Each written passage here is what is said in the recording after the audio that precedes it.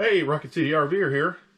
Got a little short video I want to make today. Having to take a forced break from wrapping up the on-demand hot water heater project, and I'll talk about what the challenges I run into there when I do that wrap up. But today I've got something else. Should be a pretty short video. There's a couple on YouTube. There are channels called Changing Lanes. They do a fantastic job on the installation of one of these airflow systems inserts into their Coleman Mach air conditioners. They actually do a very detailed analysis. They've set up graphs and talk to you about the airflow. Well, I'm taking a little different twist, and I am not even going to show the installation of this product because it's pretty simple and they do a fantastic job.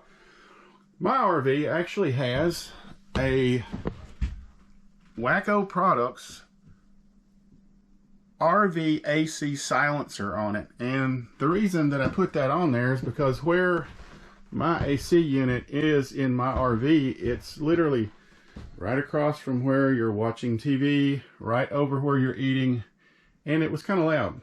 So what I did was I put that Wacko Products, again, Wacko Products, I'll put a link to it at the bottom, AC RV silencer on there, and it helped quite a bit. I saw about an 8 decibel drop in the overall sound pressure coming from the air conditioning unit.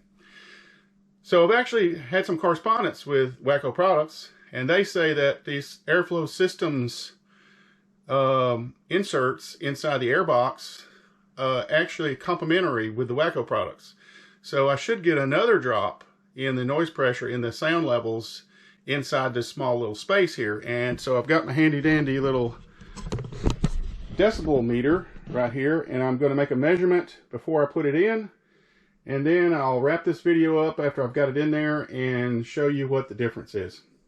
So that's the plan. It's going to be a short little video. I'm going to get this in here and make a baseline measurement initially, and then I'll get it in there and make another measurement and show you what the impact is of both the Wacko RV AC silencer and combined with the RV airflow systems, the insert that will help the efficiency of the air conditioner. So let me get started.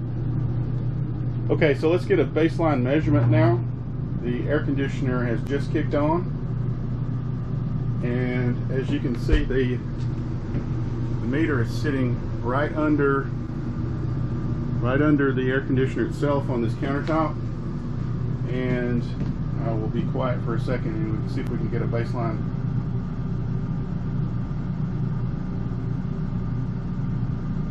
Alright, that looks like somewhere around 72 decibels right there.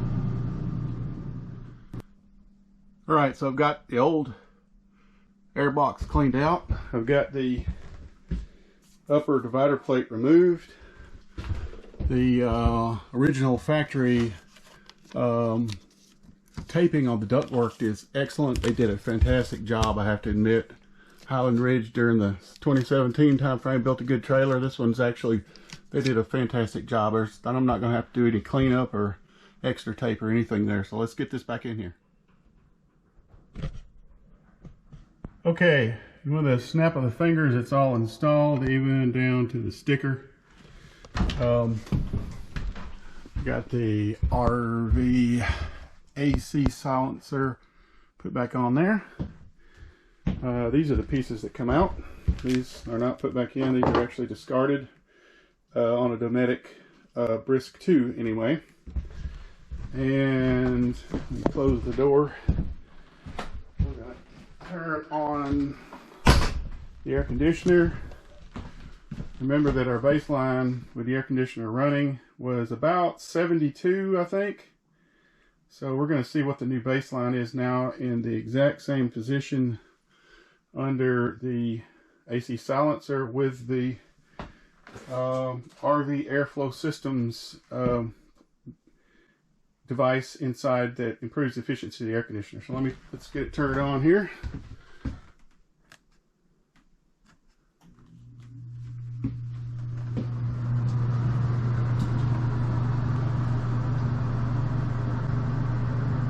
Wait for the compressor to turn on.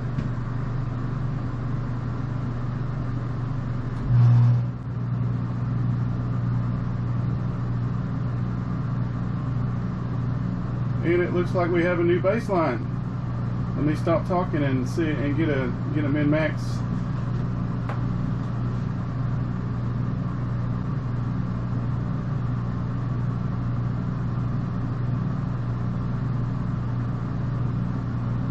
Alright, it looks like we got another 2 decibels.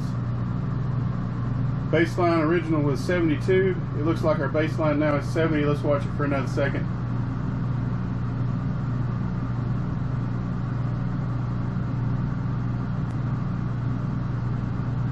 I would call that 70. Alright, success. Alright, just a little project for you guys. RV airflow systems says that these products are work together, and I just proved it. This is Rock City RVer. See you later.